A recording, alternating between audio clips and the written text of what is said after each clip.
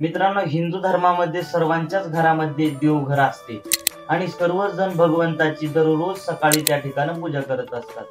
ज्यांच्या घरामध्ये देवघर आहे ते तर सर्वजण देवघरामध्ये भगवंताची सेवा करतच असतात। मग मित्रांनो, पूजा करत असताना आपल्या मनामध्ये नेहमी हाच प्रश्न पडतो की पूजा करत असताना आपण देवाची घंटा किती वेळेस वाजवावी।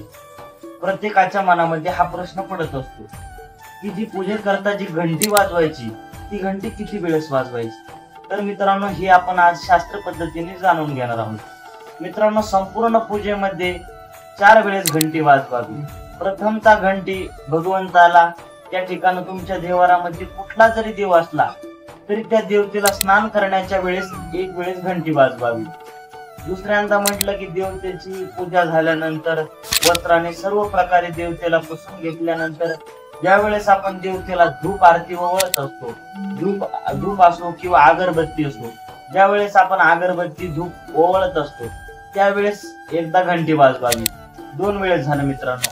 तिसऱ्या वेळेस ज्या वेळेस आपण भगवंताला दीप ओवाळत असतो, आपण छोट्याशा पंचारतीमध्ये छोटासा वात लावून त्या ठिकाणी दिवा पेटवत असतो, ज्यावेळेस आपण तो छोटासा दिवा ओवाळतो त्यावेळेस सुद्धा घंटी वाजवावी। मित्रांनो, झालं 3 वेळेस। आणि शेवटच्या वेळेस आपण घंटी कशी वाजवावी, केव्हा वाजवावी?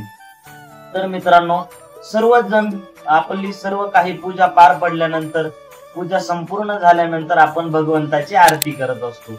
तर मित्रांनो, आरती करत असताना संपूर्ण आरतीमध्ये ती घंटा वाजवावी। तर मित्रांनो, धन्यवाद। असेच आमचे नवनवीन व्हिडिओ पाहण्याकरता आमच्या चॅनलला सबस्क्राईब करा।